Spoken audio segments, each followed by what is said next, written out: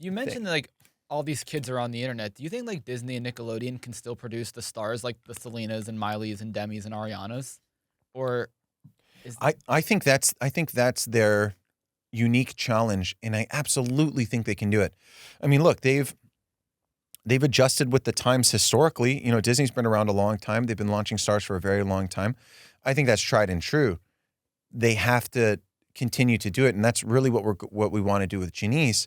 When we found Janice, who's like the new Selena on the show, unbelievably talented, her timing, everything is great. She sings. I think there's an opportunity to do that with her, and she wants it, and that's something she wants to do. So I definitely think that is the unique challenge with Disney.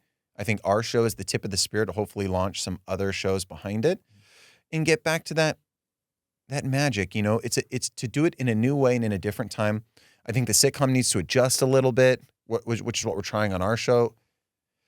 Make it a little more serialized, bring in a little more drama, a little more soap than I think is normal. And I think these are things you can do to try to update it.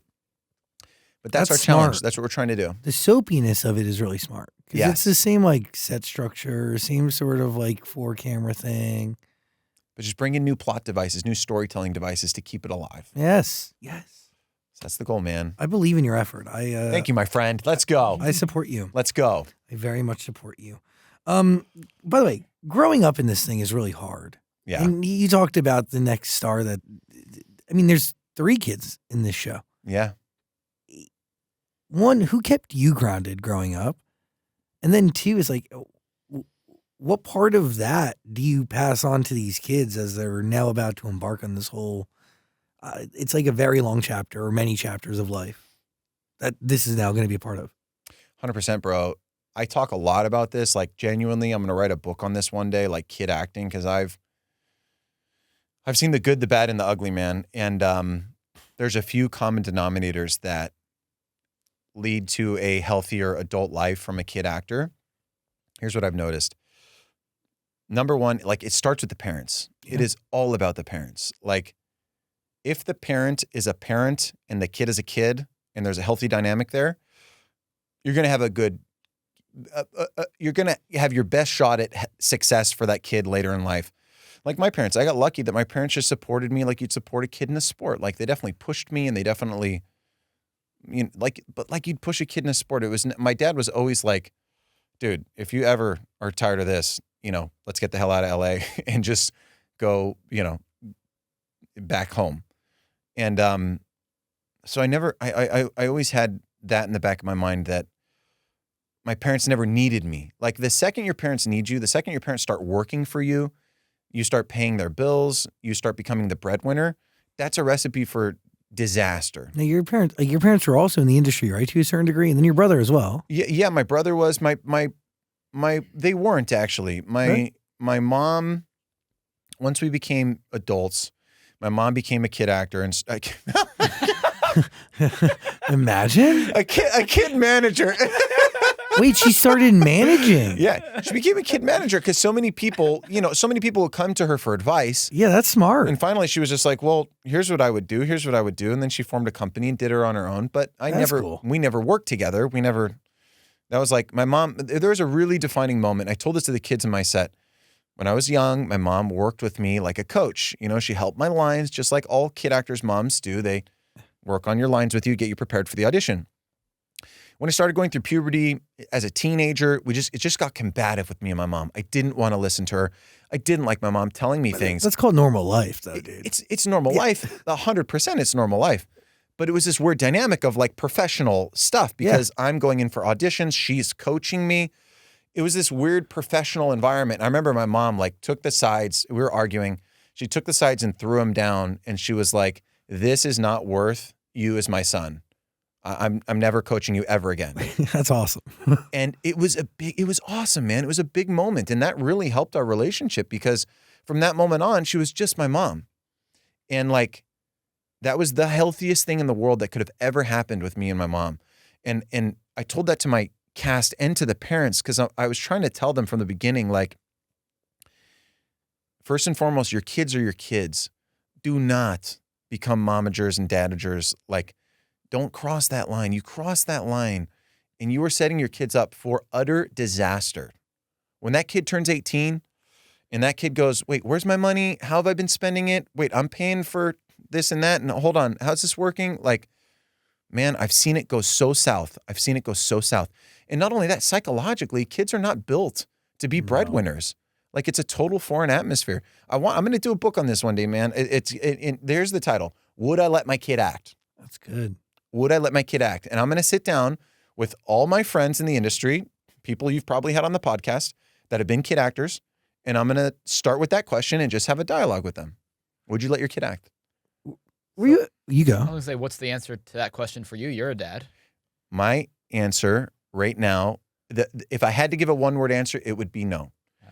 But I would explain there's nothing wrong with improv. There's nothing wrong with a hobby. There's nothing wrong with being a performer, getting in a school play, doing plays and theater. Like, that's all great. It's a great way to express creativity. And I'll also put my kid in the background of a set that I'm controlling. But the grind and the hustle and the hard work of being a kid actor, it's hard, man. It's freaking hard. You're going on sometimes, if you're actually working like I was and you're actually doing it, you're going on 3-4 auditions a week. You're spending 10 hours prepping for one audition. And then you get the callback and you go in for that. And you get another callback and you go in for that. And the pressure of being at that final moment, negotiations, lawyers, agents, managers, constantly going in front of the spotlight and having people look at you and comment. Kids aren't built for that, in my opinion. There are exceptions, complete and total exceptions, which is like, if you have a really talented kid and this is what he wants to do, the best way to do it is to support your kid like a kid in a sport. And that's the environment that I try to create on Wizards and that I talk with the parents and everyone about, which is like, they're kids. Let's treat them like kids and let them have fun. Yes, we want them to be excellent. Yes, we want them to be on time and to do their job. But let's try to create this atmosphere of a sport where it's like, you're kids, you're having fun. It's not the end of the world. And we talk. It's like, hey, you guys feeling pressure right now? Just so you know, that's not, it's okay. This is not a normal situation for your brain to be in because you're a kid. By the way, I think the only way that these sets remain healthy like this is if former children's stars are the ones leading the set. Point blank, period. Yeah. Like, it is the only way. Yeah. You or Nathan Kress or Allison Stoner or Matt Bennett or whoever. These are people who have been there and understand it, because I'm going to tell you something. I spent many, many, many days, many weeks, months on set, ultimately over years. Not once did I ever hear a single showrunner go, if you're feeling pressure or stress right now, it's all good. Like, go take a walk. Like, take a deep breath. Never. Yeah. It's never. And I was that kid, right? So now, like, when I direct and stuff, I'm constantly checking in with the kids because, like, no, because you were there. 100%. And nobody fucking checked in on you, most likely. No. It's just it wasn't even in the zeitgeist. I'm not even faulting the people at the time because it just wasn't in the vernacular. It was just like, well-being. It was not like we didn't have mental health coaches around. Mental health wasn't even a word. Real. It's like, for instance, when I was a kid, Video Village is like 50 feet away, right?